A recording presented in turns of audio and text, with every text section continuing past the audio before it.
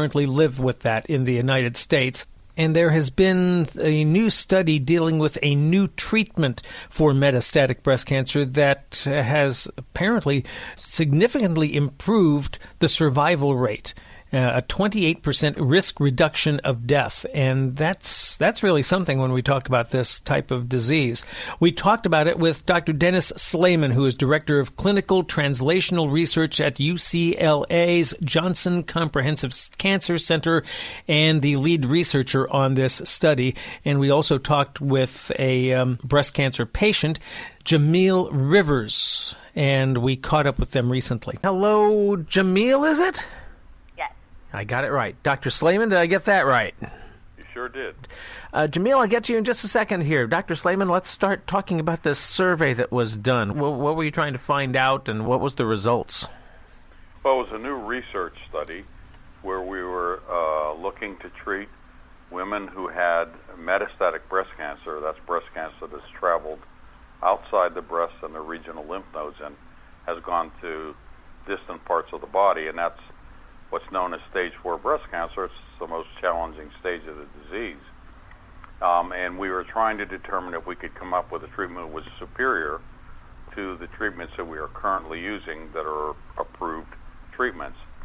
And in fact, what we found was with this new class of drugs called CDK4/6 inhibitors, and this drug in particular called Tiscali, that we not only made a significant improvement in the time where the disease is controlled, but the hardest endpoint was to see if we could really improve the overall survival. And in fact, we did by at least 28%, and that number probably will get larger since we haven't yet even reached the midpoint for the women who are receiving the experimental drug compared to the women who are receiving our best available standard therapy. Mm-hmm. So in this sense, the data were very exciting. Mm-hmm. Dr. Slamon, tell me, what does 28% mean in terms of months, years, things like that? Well, we still haven't reached the midpoint, so I can't tell you how many additional months it's adding. As I say, right now, the best available standard therapies give us about a median of 3 years to 40 months, so 36 to 40 months in terms of the median survival. We're now seeing that we're at the 46, 48-month point and still watching. It's continuing to grow because we haven't yet reached the median, which means the study will continue to follow these patients out further. But we've already gone a significant number over what the best available standard therapy gives us. What does Tiscali do that previous treatments don't? What's the difference? It's a new class of inhibitors in the sense that it's not like chemotherapy, which is sort of like throwing in a hand grenade and hoping you kill more bad than good cells. What it does is it arrests the growth of tumor cells and keeps them in the rest for a prolonged period of time so that they ultimately undergo something called senescence, or they die. Whereas the normal cells will recover quickly when the drug is withdrawn for a 1-week period every 3 weeks. Patients take the drug and then they go off for a week. So there's this big difference between the tumor cells and the normal cells. So in that sense, it's a new class of drugs. It doesn't have the side effects that chemotherapy has or some of the other therapies we've used, and it significantly has improved survival, which is the most challenging endpoint to go for, and why we're really excited about seeing such a big difference there. Mm-hmm. Let's turn to Jamil here. Jamil, how long have you been diagnosed with metastatic breast cancer? I was diagnosed in March of 2018. So about a year and a half then. Right. What did that mean to you? How has this affected you? Oh, well, it was devastating, because I'm, married, I have 3 kids, I'm very close to my family, and so but ultimately, once I was diagnosed, I just focused on, I've got to survive.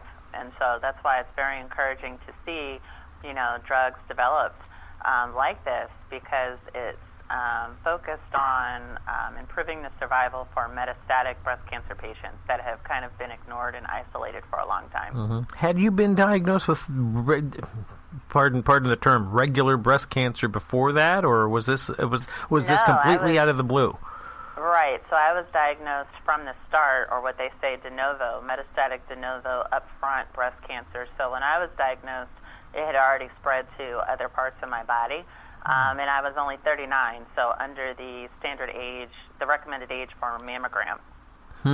Wow. So have you been taking this new Tiscali treatment? Are you one of the patients?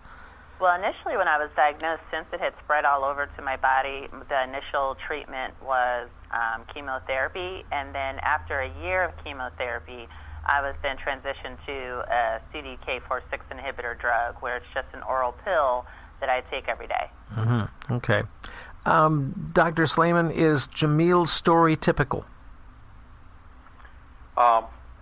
We want it to be more typical. It's an encouraging story, and I think with this new class, we're seeing good results. The study we reported on at the big European meeting, and the study was reported on in Chicago just a few months ago in June or May, constitutes 1,400 women that were studied with this new drug, Tiscali, and both studies show this significant survival advantage. So in that sense, we're very encouraged. We're seeing it in both premenopausal women and postmenopausal women. We're seeing it in women who have upfront de novo disease or the first-line treatment for their metastatic disease, as well as later in the disease. So across all groups, it's having an effect, and again, that's very gratifying. Is Tiscali good for all metastatic breast cancer patients, or is it directed maybe at a particular section of them or subset? So it's a particular subtype. It's the biggest subtype of all of breast cancer. It's called the hormone receptor positive HER2 negative group. So that's about 65 to 70% of all breast cancer fall into that group. So almost 3/4. And that's a big number given the fact that globally there are about 1.5 to 1.6 million women diagnosed with this disease worldwide. In the U.S., it's about 220,000 women. Mm-hmm. So the vast majority are this subtype. Okay. Are there any potential risks about this? It says AEs. I'm not exactly sure what that stands for. I'm sure you can tell me. But what is this? What does all this mean as far as risks? Are there side effects and things like that? Well, AE stands for exactly what you said, side effects, adverse events. Okay. So adverse events are what are monitored on a clinical trial very closely. We not only want to see that we're improving outcomes, but we're not doing it at a big cost of serious side effects. With this class of drugs, it's been, again, gratifying to see that we don't see any major side effects that are any worse than what we've seen before, and in fact are less. For example, the major side effect with this class of drugs is a decrease in the white count, but it's different than a decrease we see with chemotherapy. It's different in the sense that it doesn't go as low, nor does it stay down as long when you treat with this drug versus what you see with chemotherapy. Mm-hmm. So in that sense, it's been very well tolerated and a relatively safe drug. Mm-hmm. Are there any... I know this is made for breast cancer. Are there any other types of things? Can this be, I guess, taken on to other forms of cancer? Can this, even though this is specifically for metastatic breast cancer, can this type of treatment be used to treat other types of cancer, perhaps? Well, that's a possibility, but it's not yet approved for anything else other than hormone receptor positive HER2 negative breast cancer. Okay. It is being actively studied in multiple other cancers as we speak, but it's not yet approved for treatment in any of those. We'll have to await results like the results from the studies we're talking about today. Because this sounds like a pretty substantial breakthrough in terms of breast cancer and survival rates. Jamil, tell me what does this mean to you? How are you doing right now? I'm doing good. I'm managing the side effects and still staying on the same treatment.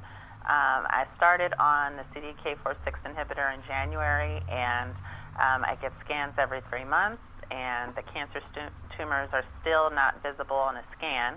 So I'm still maintaining and having a good quality of life. But what this means is that it is everything. I mean, it's really what we're pushing towards, where improved survival outside of just the median range of 3 years is so important, and why we're pushing for more research and funding to go to metastatic stage 4 breast cancer. The fact that we still have 116 metastatic breast cancer patients dying every day, these innovations and new treatments just make us more encouraged and hopeful that our survival will improve in the long run. Dr. Slamon, what type of treatment is this? Is this an oral medication? Is this an injection, an IV? What is it? Yes, it's an oral medication that the patient takes at home, much like you would take an aspirin.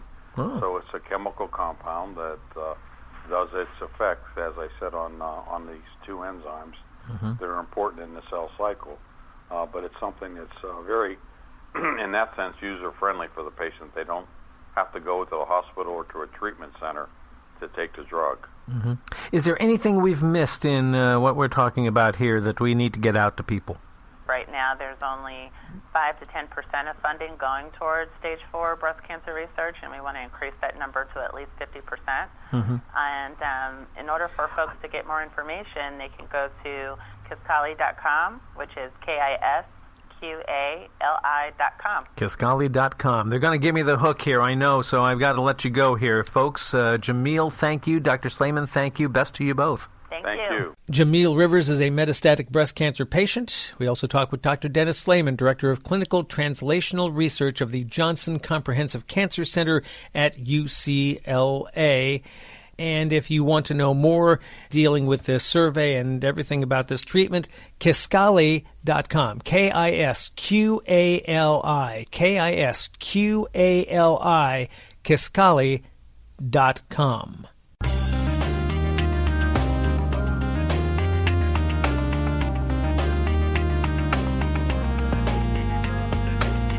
And that will put a wrap on the 18th edition of Conversation Collage. We thank you for listening. Remember us on Facebook. Remember us on Instagram. Tell your friends. If you listen to us on the Apple iTunes page, please give us a rating and a review. I would much appreciate it.